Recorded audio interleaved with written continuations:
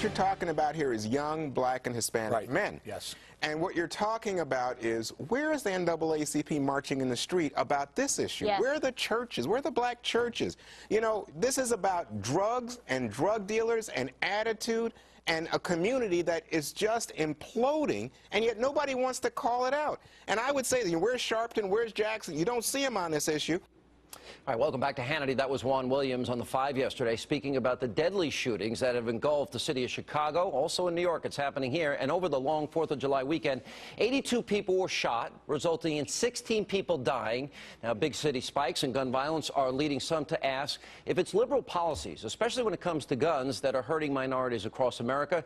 Here to debate this and discuss it, the author of the brand new book, Please Stop Helping Us: How Liberals Make It Harder for Blacks to Succeed. Jason Riley's back, and Fox News political analyst Juan Williams, and she's the newest member of the Fox team, and we're honored to have her. Fox News contributor Stacey Dash. Great article on you in the Daily News today, and we're so glad you're here. Welcome aboard. Thank you very much.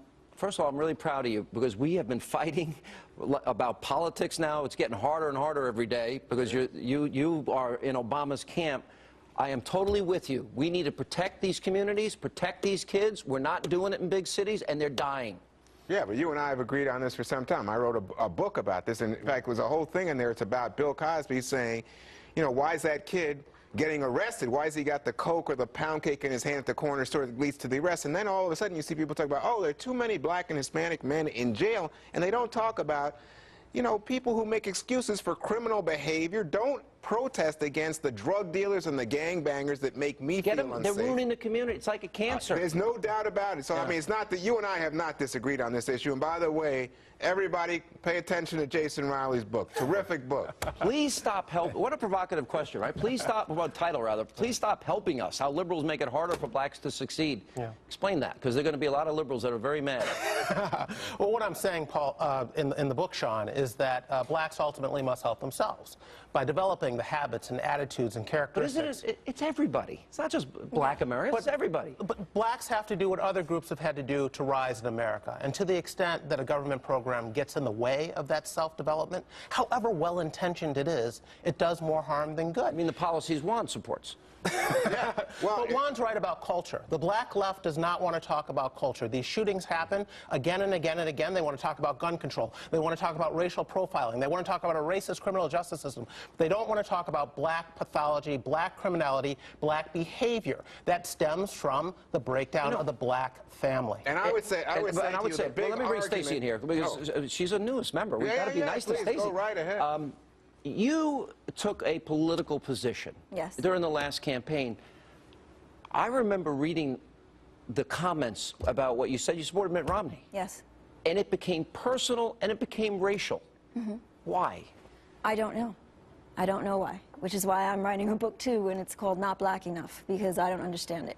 But to talk about what they were saying, it's because what they're dealing with are the symptoms in the black communities. And it's not just the black communities. It's the poor, you know, disenfranchised, really. And they're dealing with the symptoms. They're not dealing with the root of the problem, which is that, you know, we're spending $4.7 trillion over the past 5 years on welfare. How about spend that on education? You know, even in New York, Stacey, I mean, look at charter schools, 80% pass rate. The public schools, 30%. The liberals looking to close it down. And who are the leaders siding with? Who's Jesse Jackson and Al Sharpton and the NAACP siding with? With the teachers' status quo. The teachers, even though school choice rates off the charts among the black poor, among black parents, the black leadership does not represent the people they claim to represent. Well, let's just be clear. You know, the argument, and I've experienced this argument personally, is, oh, you know, you're talking about personal responsibility. What about structural racism in the United States? And I don't think anybody is saying, oh, there isn't racism. The point is what you can do to help yourself. And if you read Jason's book, Jason's talking about steps that people in that community, the poorest community, can take to strengthen themselves. And I'm just such a big advocate of the idea of doing by the way, those and things. I agree with it. I want to put my seal of approval. This book is phenomenal, and everybody should read it. And it's just not that they're not working.